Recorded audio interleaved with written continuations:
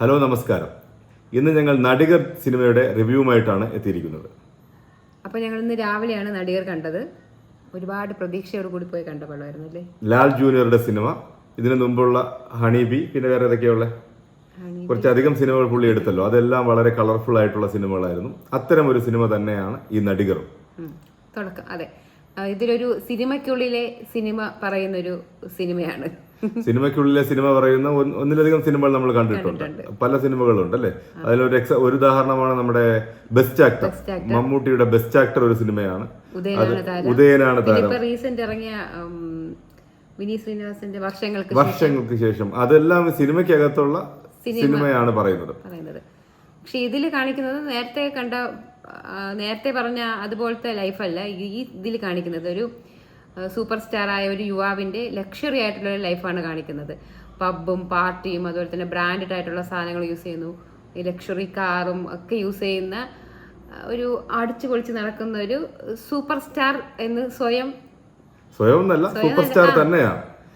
ഇതിലെ കഥാപാത്രത്തിന്റെ പേര് ഡേവിഡ് പടിക്കൽ.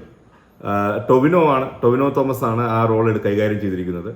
ടൊവിനോയ്ക്ക് ഹാൻഡിൽ ചെയ്യാൻ പറ്റുന്ന ഒരു സൂപ്പർ സ്റ്റാർ തന്നെയാണ് സിനിമയ്ക്കകത്തെയും സൂപ്പർ സ്റ്റാർ. ഫിറ്റ്നസ് ഫിസിക്കൊക്കെ ഉള്ള നല്ല ആക്ഷൻ കൈകാര്യം ചെയ്യാൻ പറ്റുന്ന ഒരു സൂപ്പർ സ്റ്റാർ അതായിരുന്നു ഈ സിനിമയ്ക്കകത്തെ ഡേവിഡ് പടിക്കൽ. എനിക്ക് പേഴ്സണലായിട്ട് തോന്നിയെന്ന് പറഞ്ഞു കഴിഞ്ഞാൽ ടൊവിനോയ്ക്ക് ഹാൻഡിൽ ചെയ്യാൻ പറ്റുന്ന കുറച്ച് സിനിമകളുണ്ട്. ടൊവിനോയ്ക്ക് എല്ലാ സിനിമകളും കൈകാര്യം ചെയ്യാൻ പറ്റില്ല.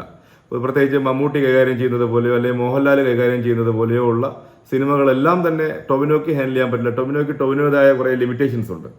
അപ്പോൾ ആ ലിമിറ്റേഷൻസിലുള്ള സിനിമകൾ ചെയ്യുന്ന ഒരു കഥാപാത്രം തന്നെയാണ് ഈ ഡേവിഡ് പടിക്കൽ.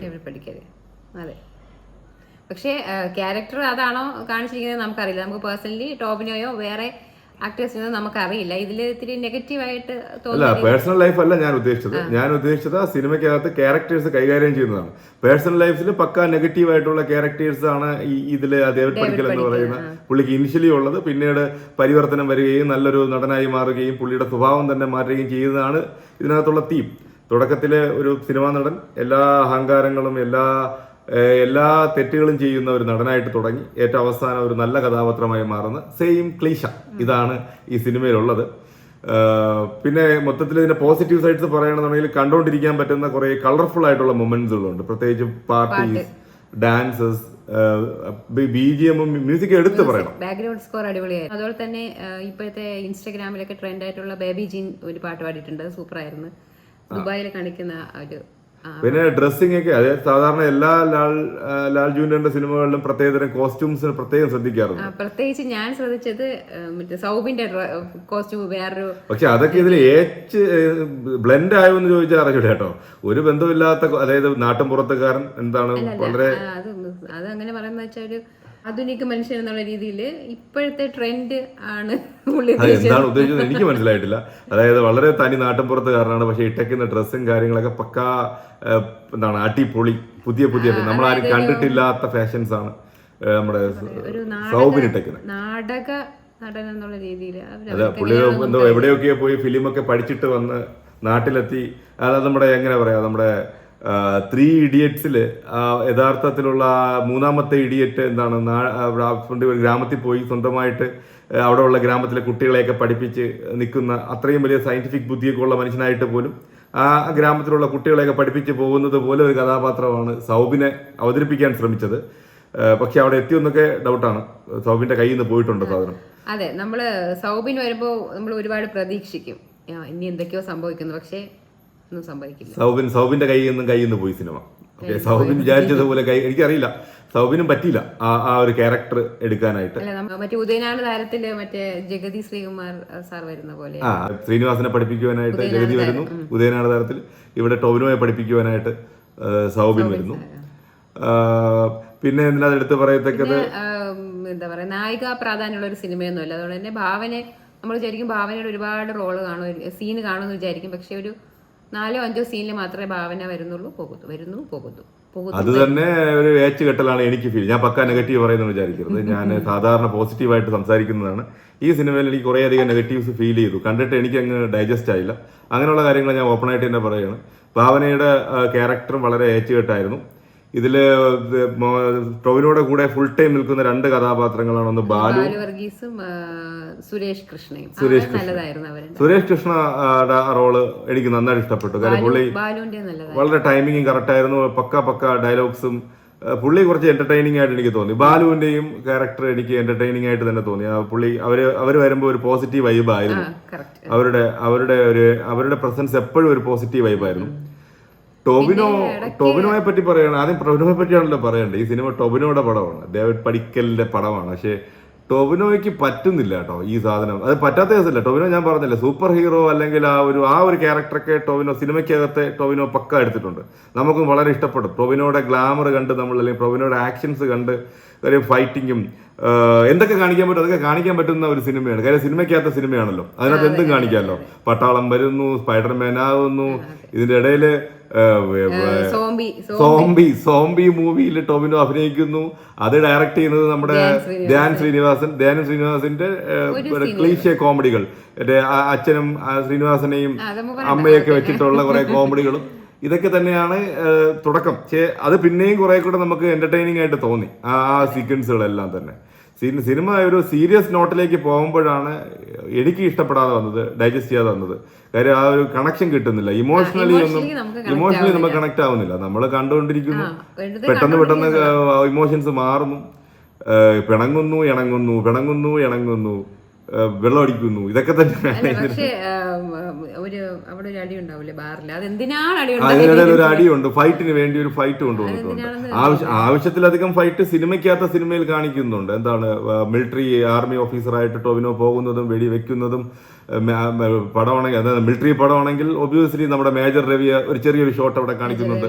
പിന്നെ ഈ സിനിമയ്ക്കകത്ത സിനിമ ആയതുകൊണ്ട് തന്നെ സിനിമയിലുള്ള പലരെയും കാണിക്കാൻ പറ്റും. ഇന്ദ്രൻസിനെയും, പാർവതി ചേച്ചി, അതുപോലെ തന്നെ മണിക്കുട്ടൻ, രഞ്ജിത്ത് ഡയറക്ടർ, ഷൈൻ ടോം എല്ലാവരെയും അതിനകത്ത് കാണിക്കാൻ പറ്റും. സിനിമയ്ക്കകത്ത സിനിമയാണ്.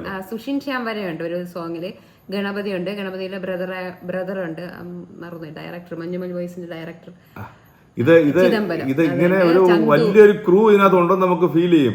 അതാണ് ട്രെയിലറിൽ നമ്മൾ വീണ് പോകുന്നത് കേട്ടോ. ട്രെയിലർ കാണിക്കുമ്പോൾ ഇവരെ എല്ലാവരും പെട്ടെ കാണിച്ച് പോകുമ്പോൾ നമ്മൾ വിചാരിക്കും കിട്ടും, അതായത് എല്ലാവരും ഇതിനകത്തുണ്ട്, എല്ലാവർക്കും പ്രത്യേക റോളുണ്ടെന്ന്. പക്ഷെ അല്ല, സിനിമയ്ക്കകത്ത സിനിമ ആയതുകൊണ്ട് ഇത് കാണിക്കാൻ പറ്റും. അത് പുള്ളി മാക്സിമം യൂട്ടിലൈസ് ചെയ്തിട്ടുണ്ട്. ടൊവിനോ ഒരു ക്യാമ്പസിൽ അവിടുത്തെ സെലിബ്രിറ്റി ആയിട്ട് പോകുമ്പോൾ ടൊവിനോ അവിടെ ഉള്ള കുട്ടികളോട് ചോദിക്കുന്നത് എനിക്ക് ഇഷ്ടപ്പെട്ട സിനിമ ഏതാണെന്ന്. അപ്പൊ പല ചോദ്യങ്ങളും, നിങ്ങൾക്ക് ഇഷ്ടപ്പെട്ട സിനിമ, എന്റെ ഇഷ്ടപ്പെട്ട സിനിമ ഏതെന്ന് ചോദിക്കുന്നുണ്ട്. അപ്പോൾ കുട്ടികളെല്ലാം പല ഒരു സിനിമ പറയാൻ പറ്റുന്നില്ല, ടൊവിനോയുടെ ഓരോരോ സീക്വൻസുകൾ മാത്രമേ അവർക്ക് പറയാൻ പറ്റുന്നുള്ളൂ. ഇതാണ് ആ സിനിമയില് ടൊവിനോയെ കൊച്ചായി കാണിക്കുക. ടൊവിനോയുടെ ഒരു സ്റ്റാർഡം, ഡേവിഡ് പടിക്കലിന്റെ സ്റ്റാർഡം ഇല്ല എന്ന് കാണിക്കാൻ വേണ്ടി എടുത്തിരിക്കുന്ന ഒരു എഫർട്ടാണത്. പക്ഷേ എക്സാക്റ്റ് ആയിട്ടും ഈ സിനിമയ്ക്ക് വെളിയിൽ നിന്ന് നമ്മൾ ഈ നടികർ സിനിമ നോക്കുമ്പോഴും ഞങ്ങൾക്ക് അതേ ഫീലാണ് ഉണ്ടായത്. ഈ സിനിമയ്ക്ക് ഒരു ഫീൽ ഇല്ല, എന്നാൽ ടൊവിനോയുടെ കുറെ ആക്ഷൻ സീക്വൻസ്, ടൊവിനോയുടെ ഗ്ലാമർ, ആ ഗ്ലാമർ കണ്ടിരിക്കുക, അങ്ങനെ മാത്രമാണ്. അല്ലെങ്കിൽ ടൊവിനോയുടെ കുറച്ച് ടൊവിനോയ്ക്ക് മാത്രം ചെയ്യാൻ പറ്റുന്ന കുറെ കാര്യങ്ങളുണ്ടല്ലോ, അതെല്ലാം മാത്രം കണ്ട് ആസ്വദിക്കുക. അതെ, ആ സിനിമ അതിൽ തന്നെ പറയുന്ന ഒരു ഡയലോഗ്, ഡേവിഡിന്റെ ഗ്ലാമർ കാണാൻ വേണ്ടിയിട്ട് ആ പൊട്ടപ്പടം ഇരുന്ന് കണ്ടു എന്നുള്ള രീതിയിൽ പറയുന്നുണ്ട്. അതെങ്ങനെ തന്നെയാണ് പൊട്ടപ്പടം എന്ന് തന്നെ പറയുന്നത്. അതേ ഡയലോഗാണ് എനിക്കിപ്പോ പറയാൻ തോന്നുന്നത്. അതായത് ഒരു പൊട്ടപ്പടം, നമ്മൾ ആ ടൊവിനോയുടെ അത് ട്രെയിലർ കണ്ട് വീണ് പോയതാണ്. നമ്മൾ തല്ലുമാലയൊക്കെ പ്രതീക്ഷിച്ച് പോയതാണ്. തല്ലുമാല എന്ന് പറഞ്ഞ വേറെ റേഞ്ചാണ്. ഇത് കളർഫുൾ ഒക്കെ ആക്കുന്നുണ്ട്, പക്ഷെ ടൊവിനോട് ഇത് കിട്ടിയിട്ടില്ല. ആ ഒരു തല്ലുമാലയിലും കഥയൊന്നും ഇല്ലല്ലോ, പക്ഷെ നമ്മൾ കണ്ടിറങ്ങുമ്പോൾ നമുക്ക് എന്തോ കണ്ടൊരു ഫീൽ ഉണ്ട്. ഇത് 2.5 മണിക്കൂറേ സിനിമ ഉണ്ടായിരുന്നുള്ളൂ, പക്ഷെ നമുക്ക് 5 മണിക്കൂർ തിയേറ്ററിനകത്ത് ഇരുന്ന ഒരു ഫീൽ ആയിരുന്നു. രാവിലെ 9 മണിക്ക് കയറി ഞങ്ങള് 11-12 ആയപ്പോൾ ഇറങ്ങുന്നു അല്ലേ, 12 മണിപ്പിച്ചു. ആ സമയം അത്രയും സമയം കഴിഞ്ഞപ്പോൾ നമ്മൾ ഒരു ദിവസം മൊത്തം തിയേറ്ററിൽ ഇരുന്ന ഒരു ഫീലായിരുന്നു. ചില സിനിമകൾ നമുക്ക് തല്ലുമാല തന്നെ നമ്മൾ കണ്ടിറങ്ങിയപ്പോൾ ഇത്ര പെട്ടെന്ന് തീർന്നു പോയാൽ നമുക്ക് തോന്നിയിട്ടുള്ളൂ. പല സിനിമകളും ഉണ്ട് ഇറങ്ങി പോയാലോ എന്ന് പോലും എനിക്കൊരു നിമിഷം തോന്നി. അത്ര വെറുപ്പിലായിരുന്നു ഇടയ്ക്കൊക്കെ, ഭയങ്കര ലാഗുണ്ടായിരുന്നു. ഇതിൽ ഏറ്റവും വലിയ ബോർ പാട്ടെന്ന് പറഞ്ഞാൽ ഇതിന്റെ ക്ലൈമാക്സ് ആണ്. ക്ലൈമാക്സ് അവർ പ്രതീക്ഷിച്ചത്, ഇപ്പൊ ടൊവിനോ അഭിനയിക്കാനെന്ന് അറിഞ്ഞൂടാത്ത ടൊവിനോ ഏറ്റവും അവസാനം ഡേവിഡ് പടിക്കൽ അല്ലെ, ആ പുള്ളിക്കാരൻ ഏറ്റവും അവസാനമാകുമ്പോൾ അഭിനയമൊക്കെ പഠിച്ച് പക്ക ഒരു സീൻ മൊത്തത്തിൽ അവിടെ ഇരിക്കുന്ന ആൾക്കാരുടെ ഫ്രണ്ടിൽ അഭിനയിച്ച് കാണിച്ച് ആൾക്കാരെല്ലാം കൂടെ എഴുന്നേറ്റ് ഇന്ന് കൈയടിച്ച് പോകും, അല്ലെങ്കിൽ രോമാഞ്ചം വരും.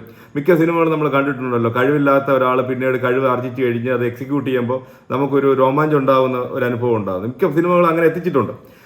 ഇതിന് ഞാൻ ഒരു എക്സാമ്പിൾ പറയുകയാണെങ്കിൽ നമ്മുടെ ഇതുപോലെ സിനിമയാണല്ലോ ബെസ്റ്റ് ആക്ടറിൽ മമ്മൂട്ടിക്ക് ഏറ്റവും അവിടുത്തെ ഡയറക്ടർമാരെയും ക്രൂവിനെയൊക്കെ എടുത്തിട്ട് ഇടിച്ചിട്ട് അവസാനം ഒരു ഡയലോഗ് അടിക്കുന്നുണ്ട്, ഇനി പറയടാ എനിക്ക് അഭിനയിക്കാൻ അറിഞ്ഞൂടാന്ന്. അതുപോലെ ആ സമയം നമ്മൾ അറിയാതെ കൈയടിച്ചു പോയി, അല്ലെങ്കിൽ നമുക്ക് ആ രോമാഞ്ചം വന്നിട്ടുണ്ട്. ഇത് കയ്യിൽ നിന്ന് പോയി. അത് നമ്മളെ മമ്മൂട്ടിയുടെ ആ സിനിമയിൽ നമ്മൾ ആദ്യം മുതലേ ആ ഒരു ക്യാരക്ടറിന്റെ കൂടെ അങ്ങ് സഞ്ചരിക്കുകയാണ്. ഇത് നമ്മളിങ്ങനെ കണ്ടുകൊണ്ടിരിക്കുകയാണ്. അല്ല, ആ മമ്മൂട്ടിയുടെ ആ ക്യാരക്ടറിന്റെ കൂടെ നമ്മൾ ഇമോഷണലി അറ്റാച്ച്ഡ് ആവുമല്ലോ. ഇതിനകത്ത് അങ്ങനെ ഒരു അറ്റാച്ച്മെന്റ് നമുക്ക് ഈ ഒരു ക്യാരക്ടറായിട്ട് നമുക്ക് തോന്നുന്നില്ല.